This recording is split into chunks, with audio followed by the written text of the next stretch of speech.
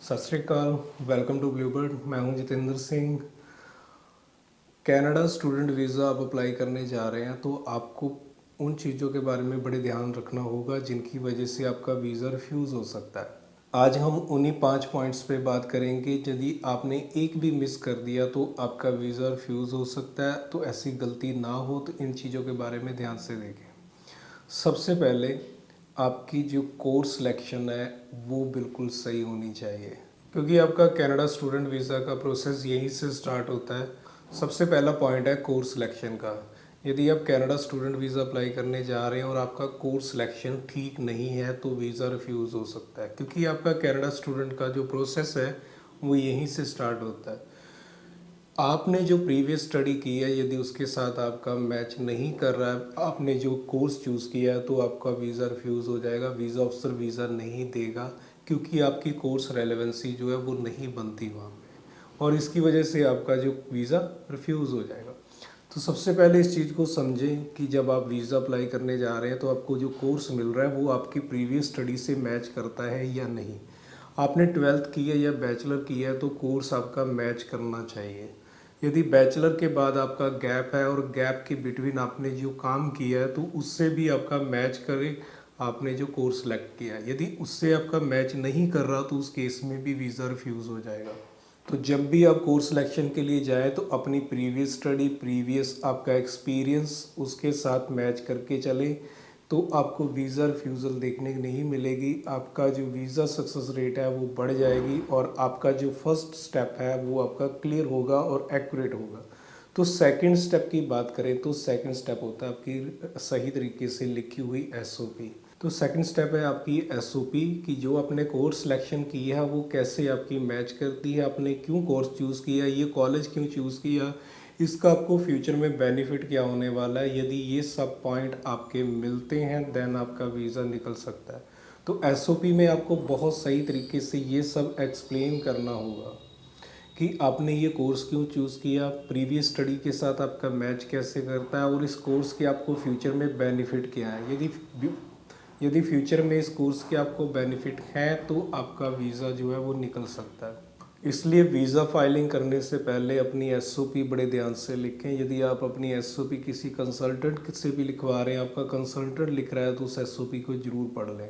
कुछ भी आपको वीक पॉइंट लगता है तो उसे आप करेक्ट करें। यदि आप उसको करेक्ट करते हैं और सही तरीके से उस एसओपी को कर लेते हैं तो आपके वीज़ा के जो चांस है वो बढ़ जाएंगे और आपके वीज़ा सक्सेस रेट जो है वहाँ पे आपको अच्छी देखने को मिलेगी। थर्ड पॉइंट की बात करें तो कैटेगरी चूज़ करनी है आपको। जब आप कोर्स सिलेक्शन करेंगे आपकी एसओपी भी होगी और साथ में आपकी कैटेगरी सही में अप्लाई हो वीज़ा, ये बहुत इंपॉर्टेंट है, क्योंकि आपकी फ़ाइल एसडीएस में जानी है या नॉन एसडीएस में जानी है ये भी आपको क्लियर होना चाहिए। यदि आपकी फ़ाइल एसडीएस में जानी है और आपने नॉन एसडीएस में लगा दी तब भी आपको वीज़ा रिफ्यूज़ मिलेगा, और यदि आपकी फ़ाइल नॉन एसडीएस में जानी थी और आपने एसडीएस में लगा दी तब भी आपका वीज़ा रिफ्यूज़ हो सकता है। तो ऐसी गलती ना करें, क्योंकि जब ऐसी गलती आप करेंगे तो वीज़ा रिफ्यूज़ल आपको देखने को मिलेगी। पहले अपनी कैटेगरी सही चूज़ करें कि आपकी प्रोफाइल की एलिजिबिलिटी जो है वो किस कैटेगरी में बन रही है। जिस कैटेगरी में आपकी प्रोफाइल एलिजिबिलिटी बन रही है आप उसी कैटेगरी में ही जाएं, उसी कैटेगरी में ही अप्लाई करें। तो नॉन एसडीएस में जाए तो एक ध्यान रखें कि प्रोग्राम जो है वो पीजीडब्ल्यूपी ही ले। पीजीडब्ल्यूपी प्रोग्राम आप लेते हैं तो वीज़ा के चांस आपके बढ़ जाएंगे। इसलिए कोर्स और कॉलेज सिलेक्शन भी करना सही होना चाहिए। यदि वो पीजीडब्ल्यूपी है तो वीज़ा के चांस बहुत अच्छे होंगे, आपको रिफ्यूज़ल देखने के जो चांस है वो बहुत कम हो जाएंगे, वीज़ा के चांस बढ़ जाएंगे। फोर्थ जो नॉर्मली मिस्टेक होती है वो होती है आइल्स या पीटी में से चूज़ करना। ये है कि पीटी के साथ जो वीज़ाज़ आते हैं वो कम आते हैं कंपैरिजन टू आइल्स। यदि आपने आइल्स की हुई है तो आपके वीज़ा के जो चांस हैं वो ज़्यादा रहेंगे। यदि आपने पीटी करी है तो वीज़ा के चांस आपके कम रहेंगे, क्योंकि कनाडा ज़्यादा प्रेफरेंस आइल्स को देता है। तो जब आइल्स को प्रेफरेंस देता है तो वीज़ा के चांस भी उसी में ज़्यादा होंगे। पीटी के साथ आप फाइल लगा सकते हैं यदि आप आइल्स नहीं कर सकते, आइल्स आपसे नहीं हो रही, उसी केस में पीटी करें। यदि आप आइल्स कर सकते हैं तो आइल्स ही करें, 6 ईच बैंड के साथ ही फाइलिंग करें तो वीज़ा आपको मिल जाएगा। वीज़ा सक्सेस रेट अच्छी हो जाएगी यदि आपने बाकी पॉइंट्स भी फॉलो किए हैं तो। सबसे लास्ट में जो इम्पोर्टेंट है वो है आपकी राइट फाइलिंग, यानी जब आप फाइलिंग आपकी होनी है वो बिल्कुल सही तरीके से हो। यदि वो रॉन्ग फाइलिंग होती है तो वीज़ा रिफ्यूज़ल फिर भी आपका हो जाएगा। तो मैं आपको ये कहूँगा कि आपकी जो फाइलिंग है वो आपकी राइट हो, सही तरीके से हो, क्योंकि आपकी फ़ाइल रिप्रेजेंट होनी है क्योंकि आपकी फ़ाइल जो है वो प्रेजेंट होनी है वीज़ा अफसर के सामने, क्योंकि वीज़ा अफसर जब डिसीजन देगा तो आपकी फ़ाइल बिल्कुल सही उसके सामने होनी चाहिए। स्टेप बाय स्टेप डॉक्यूमेंट हो, सही प्रॉपर इन्फॉर्मेशन हो, एसओपी ठीक लिखी हो, कोर्स सिलेक्शन आपका ठीक हो, एसडीएस या नॉन एसडीएस जो भी आपने चूज़ किया वो भी सही हो। तो ये सब पॉइंट सही होते हैं तो वीज़ा अफसर को आपकी फ़ाइल समझने में ईजी हो जाएगा। जब पर फाइल समझना ईजी होगा तो वहाँ पे गलतियाँ नहीं होंगी वीज़ा अफसर से, क्योंकि ये भी एक फैक्ट है कि वीज़ा अफसर से भी गलतियाँ होती हैं फाइलिंग चेक करते वक्त। बट वो गलतियाँ ज़्यादातर तभी होती हैं जब फाइलिंग सही तरीके से नहीं हुई होती, सही तरीके से आपके डॉक्यूमेंट जो है वीज़ा अफसर के पास नहीं गए होते।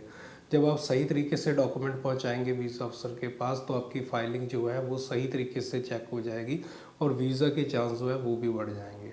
तो ये 5 वो पॉइंट है, यदि आप इन 5 पॉइंट पे काम करके अपनी फाइलिंग करते हो कनाडा स्टूडेंट वीज़ा की, तो आपके वीज़ा के चांस जो है वो बहुत बढ़िया हो जाएंगे। तो कनाडा स्टूडेंट वीज़ा की असेसमेंट करवाने के लिए आप हमारी टीम से भी कांटेक्ट कर सकते हो। आपको राइट कोर्स सिलेक्शन करने में प्रॉब्लम आ रही है तो हमारी टीम से कांटेक्ट करके राइट कोर्स जो है आपकी स्टडी के लिए वो आप चूज़ कर सकते हो। तो कांटेक्ट कर सकते हो हमारी टीम के साथ भी। और चैनल आपने सब्सक्राइब नहीं किया हुआ तो इसे सब्सक्राइब जरूर कर दें। हम मिलेंगे फिर एक नेक्स्ट वीडियो में, तब तक के लिए सत श्री अकाल।